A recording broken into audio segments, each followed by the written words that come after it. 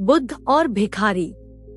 एक बार एक शहर में एक भिखारी रहता था। वह अपना और अपने बच्चों का पेट भरने के लिए भीख मांगता था। भीख मांगना ही उसका काम था। वह सारे दिन में जितना भीख मांगकर इकट्ठा करता उसी से अपना घर चलाता था। लेकिन वह भिखारी यह सोचकर बहुत निराश होता था कि उसके जीवन में बदलाव कैसे आएगा, और हर बार जब उसके मन में यह विचार आता है वह सोचकर निराश हो जाता था। एक दिन भिखारी ने बाजार में देखा कि काफी लोग निराश होकर आंखों में आंसू लेकर गौतम बुद्ध के पास जाते हैं और जब वापस आते हैं तो बहुत खुश होते हैं। लेकिन उसे यह समझ नहीं आ रहा था कि गौतम बुद्ध के पास ऐसा क्या है जो हर कोई जाता है वहाँ से खुश होकर ही वापस आता है। ना तो वहाँ से वापस आने वालों के हाथ में सोना चांदी होता है और ना पैसे होते हैं, लेकिन फिर भी वहाँ से खुश होकर ही वापस आते हैं। फिर उस भिखारी ने सोचा कि मैं भी गौतम बुद्ध के पास जाता हूँ और देखता हूँ वहाँ पर ऐसा क्या है जिससे लोग इतने ज्यादा खुश हो रहे हैं। फिर अगले ही दिन वह भिखारी गौतम बुद्ध के पास चला गया। वहाँ पर लोगों की कतार लगी हुई थी। वह भी कतार में खड़े होकर इंतजार करने लगा। फिर भिखारी का नंबर आया तो भिखारी ने गौतम बुद्ध से कहा कि मैं गरीब आदमी हूँ और भीख मांगकर अपने घर का गुजारा करता हूँ। मैं अपनी जिंदगी से बहुत ज्यादा परेशान हूँ। मुझे बताइए कि मेरा जीवन कैसे बदल सकता है। गौतम बुद्ध ने कहा कि तुम गरीब नहीं हो।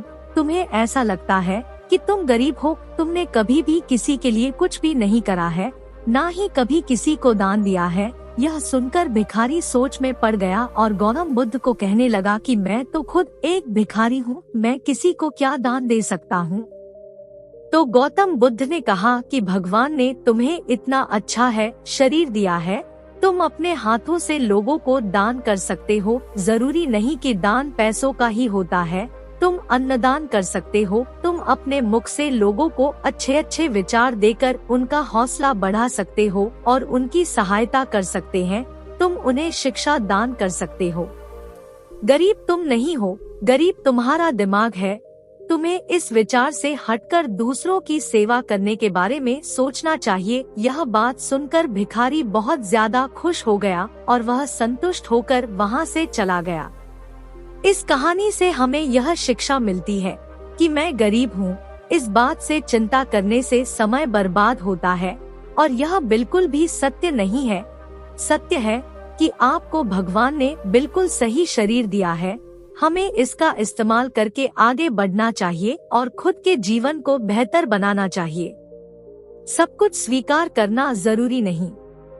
एक बार गौतम बुद्ध अपने शिष्यों के साथ अपने उपदेश बांट रहे थे। वैसे तो गौतम बुद्ध हमेशा ही अपने उपदेश बांटने के लिए इधर से उधर घूमते रहते थे, लेकिन एक दिन वह पेड़ के नीचे बैठकर अपने शिष्य को उपदेश दे रहे थे। उनके शिष्य भी उनको काफी ज्यादा पसंद करते थे, लेकिन समाज में कुछ ऐसे लोग भी थे जो गौतम बुद्ध से बहुत नफरत करते थे। एक दिन जब गौतम बुद्ध अपने शिष्यों को उपदेश दे रहे थे तब उनके पास एक व्यक्ति आया। व्यक्ति ने आते ही गौतम बुद्ध को बुरा भला कहा, उनके पूर्वजों तक को गाली दी, लेकिन गौतम बुद्ध ने आगे से कुछ नहीं कहा। गौतम बुद्ध उसकी बात सुनते रहे। जब उस व्यक्ति ने देखा कि गौतम बुद्ध कुछ भी नहीं कह रहे हैं तो और उस व्यक्ति को और भी बुरा लगा। काफी देर बुरा भला कहने के बाद वह व्यक्ति शांत हो गया। गौतम बुद्ध के शिष्य भी यह सब कुछ देख रहे थे और गौतम बुद्ध के इस व्यवहार को देखकर काफी ज्यादा हैरान हो रहे थे। फिर एक शिष्य ने पूछा कि आप उस व्यक्ति को कुछ कह क्यों नहीं रहे हैं, आप शांत क्यों बैठे हैं। तब गौतम बुद्ध ने कहा कि अगर मुझे कोई तोहफा देता है तो उसे मैं स्वीकार करूं या ना करूं यह मुझ पर निर्भर करता है। अगर मैं स्वीकार करता हूं तो वह तोहफा मेरा है, अगर मैं स्वीकार नहीं करता हूँ तो वह तोहफा उसी व्यक्ति का है। ठीक उसी प्रकार यह व्यक्ति मुझे इतने अपशब्द कह रहा है, अगर मैं इसके उपशब्द स्वीकार करता तो वह मेरे होते। मैंने स्वीकार नहीं करे हैं तो यह शब्द इसके खुद के ही है।